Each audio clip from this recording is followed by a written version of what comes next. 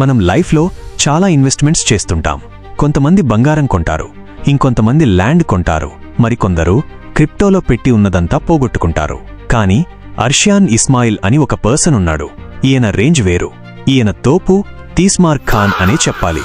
అసలు మ్యాటర్ ఏంటంటే 1993లో మనమంతా సూపర్ మ్యారియో గేమ్లో ప్రిన్సెస్ని ఎలా సేవ్ చేయాలి అని ఆలోచిస్తుంటే ఈ మహానుభావుడు జస్ట్ 10 ఏళ్ల వయసులో వాళ్ల అమ్మ క్రెడిట్ కార్డు దొంగతనంగా తీసుకుని AI.com యొక్క లింక్ అనే డొమైన్ కొన్నాడు. అప్పుడు దాని రేటు ఎంతో తెలుసా? కేవలం $100.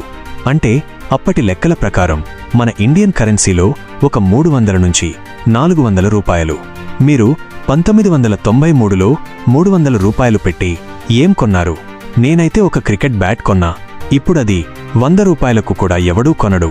అర్షియాన్ ఇస్మాయిల్ ఆ కొన్న 300 రూపాయల డొమైన్ని మొన్న 634 కోట్లకు అమ్మేశాడు.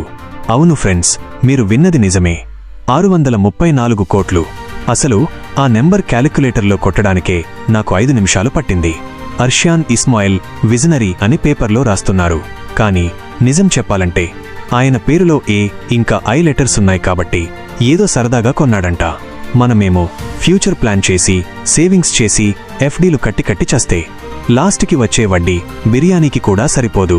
1993లో వాళ్ల అమ్మ బ్యాంక్ స్టేట్మెంట్ చూసి, రే వెధవా, $100 ఎందుకు తగలెట్టావురా అని ఖచ్చితంగా తిట్టి ఉంటది. కానీ ఇప్పుడు అదే అమ్మా, నా బంగారు కొండవిరా నువ్వు, అప్పుడే తెలుసు నువ్వు గొప్పోడివి అవుతావ్ అని అంటుందేమో. టైం అంటే ఇదేనేమో. సో ఫ్రెండ్స్, దీన్ని బట్టి మనం నేర్చుకోవాల్సింది ఏంటి? సరదాగా మీ పేరులో ఉన్న లెటర్స్తో ఒక వెబ్సైట్ కొని పెట్టుకోండి. ఎవరికి తెలుసు, ఒక 30 ఏళ్ల తర్వాత ఎవడో ఒక పిచ్చోడొచ్చి 600 కోట్లిస్తాడేమో. ట్రై చేయండి, పోయేదేముంది? మహా అయితే ఒక 1000 రూపాయలు బొక్క. ఇలాంటి లక్ మీకు ఎప్పుడైనా తగిలిందా? కామెంట్స్లో మీ థాట్స్ని షేర్ చేసుకోండి.